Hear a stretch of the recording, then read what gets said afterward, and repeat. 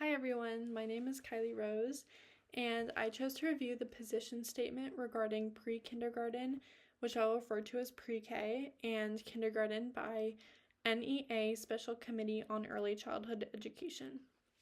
So a quick summary of this position statement is that overall, the organization emphasizes that both pre-K and kindergarten are both crucial stages in a child's early education to help foster development.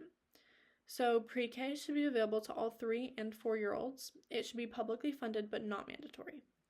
So the goal of this is to support a child's overall development in all aspects, including socially, emotionally, physically, and academically, and they should do this through age-appropriate learning. So formal academics should not be pushed too early in this stage of education. And then to fund it, federal funds like Head Start should continue to focus on helping disadvantaged children, while state and local governments should expand access for everyone else using new funds. So this will ensure that other early childhood programs are not being reduced or taken away from.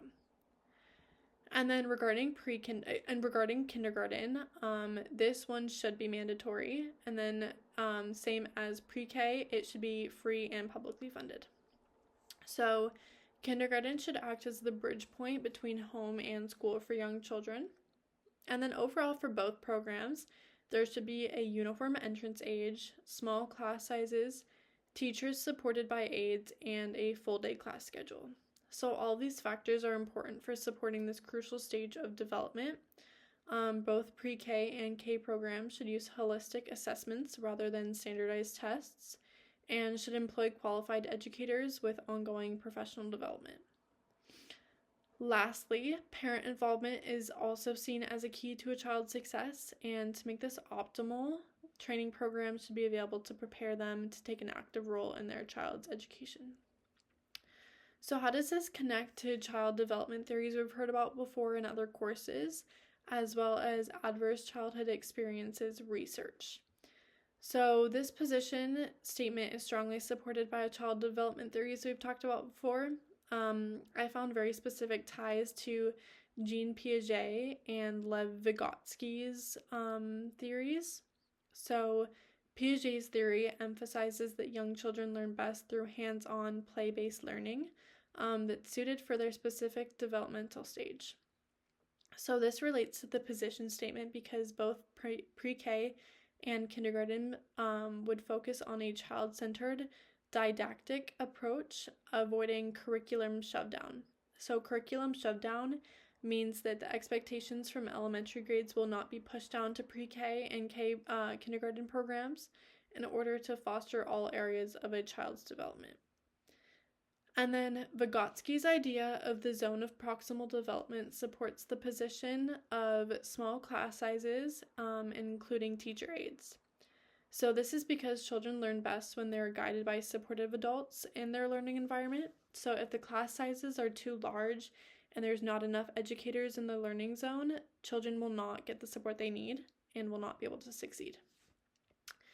In terms of adverse childhood experiences, this position aligns with the idea that early, supportive, and stable educational environments can help protect children from long-term effects of trauma or stress.